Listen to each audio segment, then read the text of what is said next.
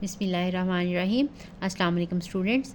आज हम एक्सरसाइज 1.3 का क्वेश्चन नंबर 5 करेंगे।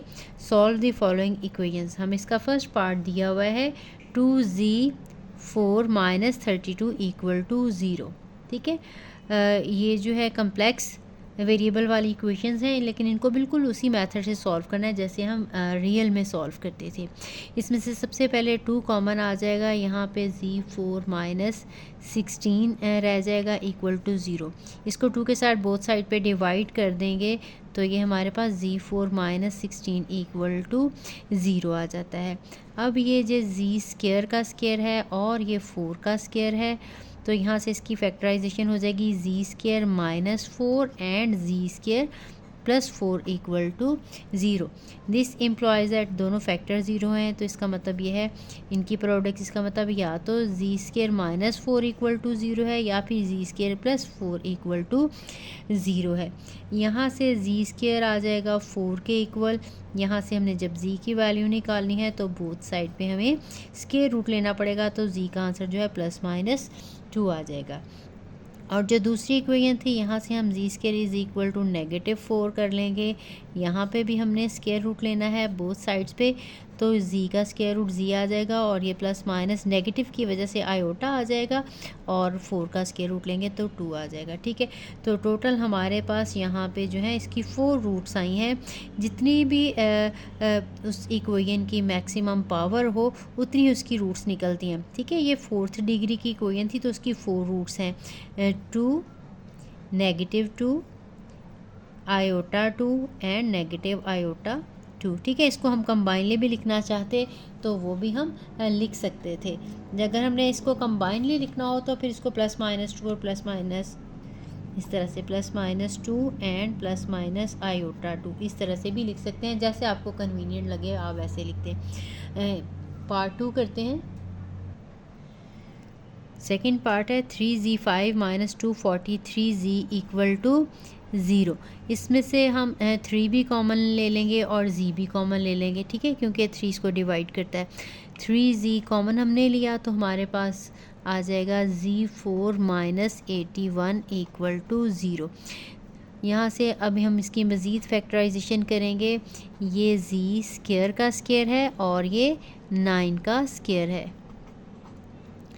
तो यहाँ से इसकी फैक्टराइजेशन z² - 9 और z² +9 आ जाएगी = 0। That mean this employees that 3z = 0, z² - 9 = 0 और z² +9 = 0। अब देखें, ये इसमें इसकी जो हाईएस्ट डिग्री थी वो 5 थी, तो इसकी 5 रूट्स निकलेंगी। एक यहाँ से, 2 यहाँ से और 2 यहाँ से निकलेंगी। यहाँ से 3 के साथ डिवाइड कर देंगे तो z का आंसर 0 आ जाएगा।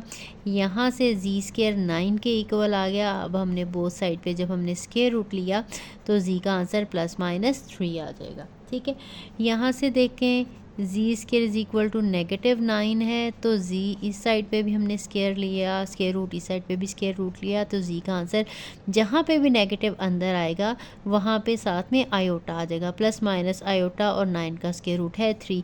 तो यहाँ पे जो हमारा सोल्यूशन सेट है वो है 0, 3, -3, आयोटा 3, -आयोटा 3। इसमें भी हम इन रूट्स को कंबाइन करके लिख सकते हैं अगर हम लिखना चाहें तो 0 + -3 एंड +- आयोटा 3।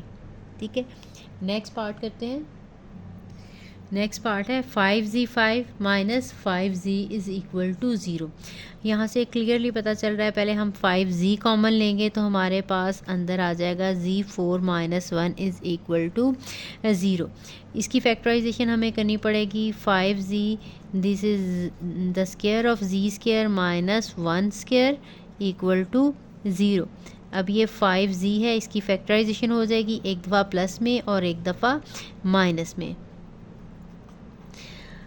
अब यहाँ से हम 5z equal to 0, this implies that 5z is equal to 0, z square minus 1 is equal to 0 and z square plus 1 is equal to 0। यहाँ से 5 के साथ अगर हम डिवाइड कर देंगे 0/5 आंसर 0 आ जाएगा। लिखना चाहें तो एक स्टेप में लिख दें 0/5 द आंसर इज़ 0। यहाँ से z स्केयर का आंसर 1 आ गया। सो बोथ साइड पे हमने स्केयर रूट लिया तो z का आंसर जो है वो प्लस माइनस 1 आ जाएगा। ये इसकी जो यहाँ से z square is equal to -1, यहाँ से हम स्केयर रूट लेंगे, -1 का स्केयर रूट लेंगे तो z का आंसर प्लस माइनस आयोटा आ जाएगा। तो यहाँ पे हमारे क्योंकि ये इसकी 5 थी डिग्री तो हमारे पास 5 रूट्स आ चुकी हैं, 0 plus minus 1 and plus minus iota. इसको ओपन करके भी लिखना चाहें सेपरेटली तो तभी आप लिख सकते हैं। तो चलते हैं नेक्स्ट पार्ट की तरफ। नेक्स्ट पार्ट है z³ minus 5z square plus z minus 5 equal to 0। इसमें हमें पहले थोड़ा सा इसको रीअरेंज करना पड़ेगा। इसमें 4 टर्म्स हैं, अगर ऐसे हम कॉमन निकालें तो भी इसमें से वैसे आ जाएगा। अगर हम इनको अरेंज कर लेंगे, अगर इसमें से देखिए कॉमन निकालें z स्केयर इसमें से कॉमन आ जाता है z माइनस 5 प्लस इसमें 1 कॉमन निकालें तो z माइनस 5। अगर हम इन दोनों में से कॉमन निकालना चाहें और इन दोनों में से कॉमन निकालना चाहें तब भी इक्वल चीज़ आ जाती है हमारे पास। तो ये z माइनस 5 आ गया हमारे पास और एक z स्केयर प्लस 1 आ जाएगा। ठीक है, अब z माइनस 5 इक्वल टू 0 और z square plus 1 equal to 0 आ जाएगा। यहाँ से z का आंसर 5। अब देखें इसकी थर्ड जो थी डिग्री थी तो इसके 3 आंसर्स यहाँ से आएंगे। ये z square is equal to -1, हमने इसका स्केयर रूट लेना है तो z का आंसर प्लस माइनस आयोटा आ जाएगा। तो यहाँ से हमारे पास जो 3 इसके सॉल्यूशंस हैं वो हैं 5 and iota and negative iota. इसको प्लस माइनस आयोटा इकट्ठा भी लिखा जा सकता है। अब इसके 2 पार्ट्स रह गए हैं, वो भी हम सॉल्व कर लेते हैं। नेक्स्ट पार्ट है 4z4 minus 25z square minus 21 equal to 0। मैंने बताया था यहाँ पे अगर z स्केयर है और यहाँ पे z4 है तो पहले हम इसके पेयर्स बना के चेक कर सकते हैं कि क्या पेयर्स बन सकते हैं। इसमें हम 4 को 21 के साथ मल्टीप्लाई करें तो 84 आ जाता है। तो हमने 2 नंबर्स ऐसे फाइंड आउट करने हैं जिनकी मल्टीप्लिकेशन का आंसर 84 हो और जिनको सब्ट्रैक्ट करने के बाद जो है वो 25 आ जाए। तो वो जब हम चेक करेंगे, आप मल्टीप्लिकेशन करके चेक कर सकते हैं, तो हमारे पास 28 और 3 आ जाते हैं जिनकी प्रोडक्ट का आंसर जो है वो 84 है। तो वो हम यहाँ पे लगा देंगे क्योंकि हमें आंसर नेगेटिव चाहिए। -25 है तो हम बड़े वाले नंबर के साथ नेगेटिव लगाएंगे और छोटे वाले नंबर के साथ हम पॉजिटिव लगाएंगे। अब इसके बाद फर्स्ट 2 टर्म में से हमने कॉमन ले लेना है और नेक्स्ट 2 टर्म में से कॉमन लेना है। फर्स्ट 2 में से 4z स्केयर कॉमन आता है तो अंदर आ जाएगा z स्केयर माइनस 7 और यहाँ से 3 कॉमन आएगा तो ये भी z स्केयर माइनस 7 ही आ जाएगा।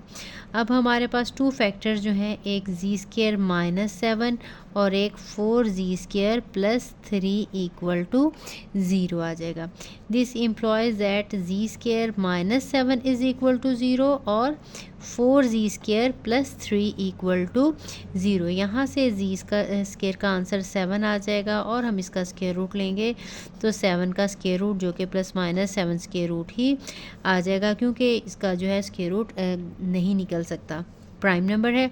इसी तरह से जो दूसरा वाला था, यहाँ से हम 4z स्केयर इक्वल टू -3 आ जाएगा। बाद में 4 के साथ हमें डिवाइड करना पड़ेगा तो z का आंसर -3/4 आ जाएगा। जब हम इसके ऊपर स्केयर रूट लेंगे बोथ साइड पे तो z का आंसर जो है वो प्लस माइनस इस नेगेटिव की वजह से आयोटा आ जाएगा। 3 का स्केयर रूट क्योंकि नहीं निकलता ये एज इट इज़ आ जाएगा और 4 का स्केयर रूट जो है वो 2 है, वो हम इस तरह से लगा देंगे। तो इसका जो सोल्यूशन सेट है वो आ जाएगा